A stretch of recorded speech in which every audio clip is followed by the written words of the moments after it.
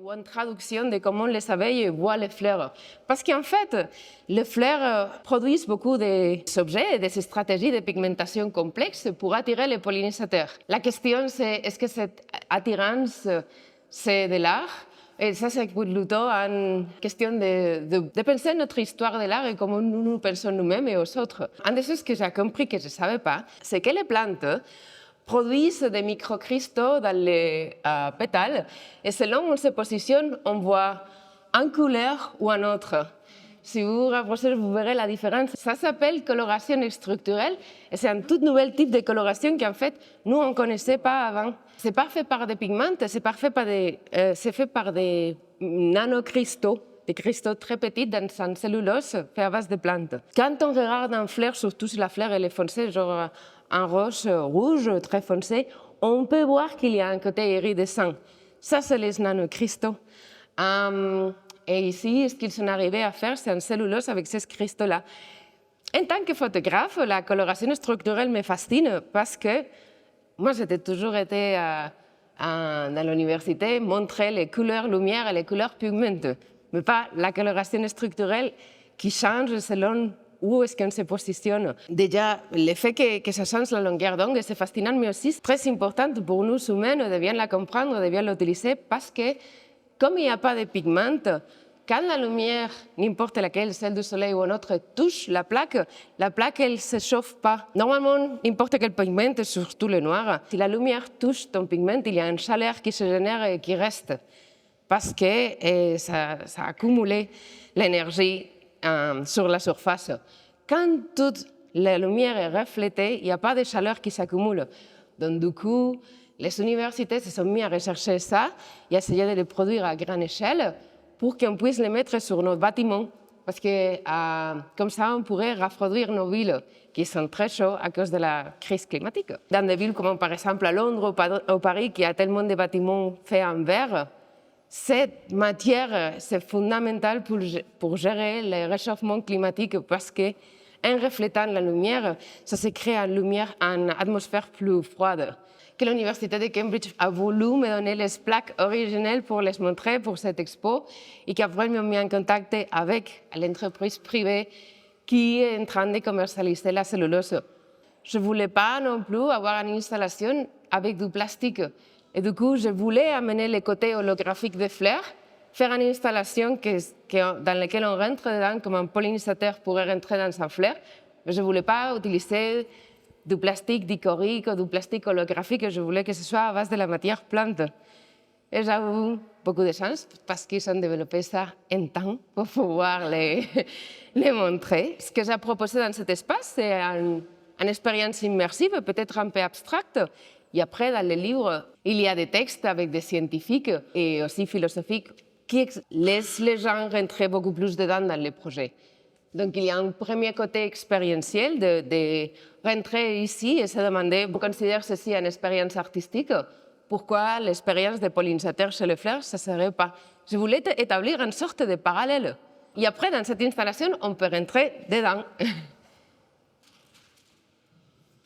Cette première photographie, c'est une photographie d'un orphis. Un orphis, c'est un orchidée sauvage qui se trouve, il y a beaucoup dans les montagnes, mais à l'LIPM, ils sont un jardin d'orchidées sauvages. Il y avait aussi dans le gîte qui a loué la résidence, il y avait aussi des orchidées sauvages. Et j'étais fascinée parce que les orchidées sauvages arrivent à sortir un pétale avec la forme d'une abeille. Donc, cette pétale, il a des petites poils et tout le pollen, il est ici. Et de loin, ce pétale se voit comme une abeille, alors que tous les autres pétales de l'orchidée, c'est incroyable, les surfaces, c'est fascinant.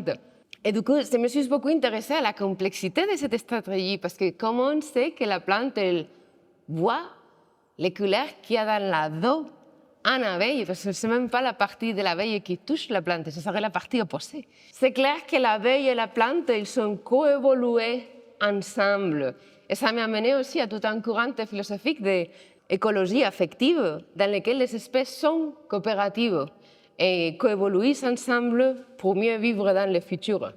Dans différentes échelles, pour qu'on puisse comprendre aussi un peu mieux la perception des abeilles. Même si nous, on ne voit pas les mêmes spectres de lumière, On peut avoir un sens du côté iridescent, que sont les abeilles, mais aussi on peut avoir un sens de l'échelle, de très loin, quand les abeilles se promènent dans les champs et voient différentes fleurs, à quand ils se posent. Et aussi à l'abstraction, quand ils sont en train de prendre le nectar. C'est tout des fleurs qui se trouvent à l'INRAE, au LIPM. Je n'ai pas voulu utiliser pour ce projet des autres fleurs. Surprenamment, il y a une magnolia énormément grande. Ça, c'est un iris. Comme dans l'espace de la chapelle, il y a la lumière qui rentre dans différents angles. Selon l'heure qu'on est ici, on a une expérience visuelle très différente. Et vous verrez, ce soir, c'est complètement différent. Ça me plaît aussi beaucoup parce que ça se passe de la même façon chez les pollinisateurs et les fleurs. Il y a toujours un côté qui est de l'expérience esthétique qui n'est pas contrôlé parce que c'est un environnement ouvert dans lequel plusieurs éléments interagissent. La fleur et les pollinisateurs arrivent à vibrer ensemble d'une façon harmonieuse. Ils me l'ont expliqué d'une façon très facile. C'est comme un sitar, cet instrument. Dans le sitar, il y a deux cordes, les cordes qu'on joue et les cordes sympathiques, que c'est une autre corde qui vibre. Du moment qu'il y a une corde qui vibre, l'autre commence à vibrer de façon naturelle. C'est une relation harmonieuse qu'ils sont. Fleurs et pollinisateurs font la même chose, vivre ensemble d'une façon harmonieuse. Si la structure du musée, c'était la dernière étape, c'était OK, je vais faire un musée sur les plantes. Comment ça va vivre le musée? Et j'ai voulu faire un musée végétal. Je veux que le musée du plantage se métamorphose, qui change selon le contexte dans lequel il est, comme les plantes, qui sont un musée qui grandissent, mûrissent, évoluent d'une façon très différente. Par exemple, la conception de plantes d'une façon inférieure, on va dire, c'est très marqué par la culture occidentale. C'est un légat de Platon, mais aussi, en général, la vision que nous on a de la conscience. Parce qu'en fait, on a nié toujours de conscience chez les plantes. Dans des cultures Native American, par exemple, la compréhension des plantes comme des ancêtres ou des plantes comme des gardiens d'un savoir supérieur, pour eux, ce n'est pas du tout étrange. Ils ont cette reconnaissance-là dans laquelle les plantes, c'est presque des familiers, elles représentent leurs ancêtres.